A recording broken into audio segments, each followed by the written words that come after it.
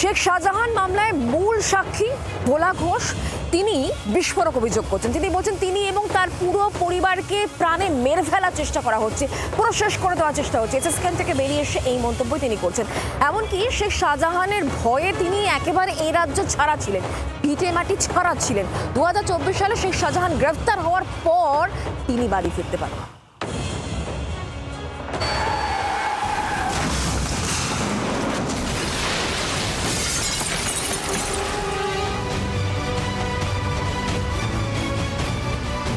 সন্দেশখালী ব্যবসায়ী শাহজাহান মামলার সাক্ষী ভোলা ঘোষের চোখে এখনো আতঙ্ক।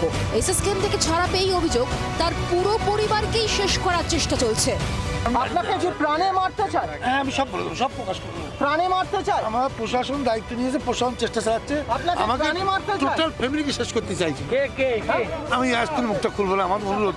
খুব কষ্ট হচ্ছে, খুব কষ্ট হচ্ছে। শাহজাহান শেখ তার ড্রাইভারের যে লিভ ইন রিলেশনের যে সঙ্গী, তাকে দিয়ে ভোলা ঘোষ এবং তার দুই ছেলের বিরুদ্ধে একটা ফলস রেপ কেস করে। শাহজাহান শেখ তার লোকজন দিয়ে ভোলা ঘোষ এবং তার ছেলেদের ওই বাড়ি থেকে তাড়িয়ে দিয়েছিল এবং তার বাড়িঘর ভাঙচুর করে তার যাবতীয় জিনিসপত্র লুটপাট করেছিল। সেই কেসে তারা 3 জনে জামিন পায়। জামিন পাওয়ার পরে আজকে সাক্ষীর জন্য ডেট ছিল। ভোলার পরিবারের দাবি 2006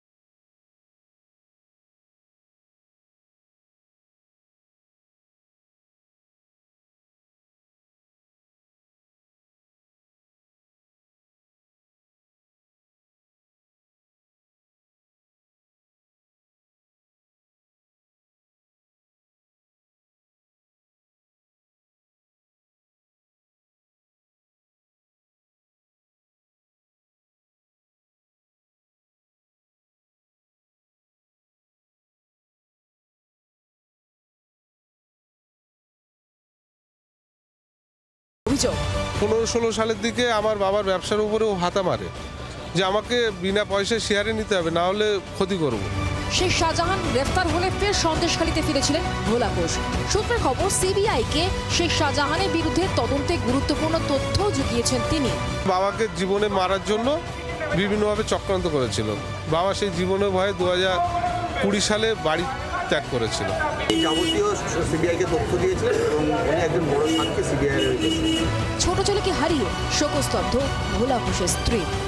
স্বামীর পিছনে পিছনে শত্রু, ওরা সব সময় লেগে আছে, সব সময় ক্ষতি করার জন্য, মেরে দেওয়ার জন্য ওরা উঠে পড়ে লেগেছে। ও সাধারণ জেলে বসে ও বাদে নয় চালাচ্ছে, তাই না? মানুষটা কারোর কোনো ক্ষতি করে না কোনোদিন, সবার ভালো চায়। গোটা ঘটনায় তৃণমূল কংগ্রেসের দিকে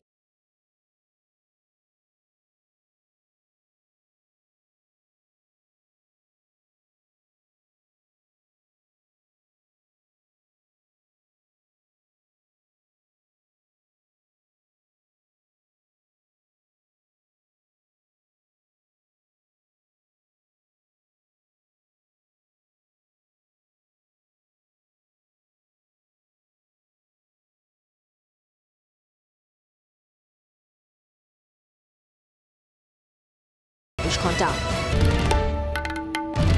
বাংলার আওয়াজ, বাঙালির আবেগ, জি 24 ঘন্টা।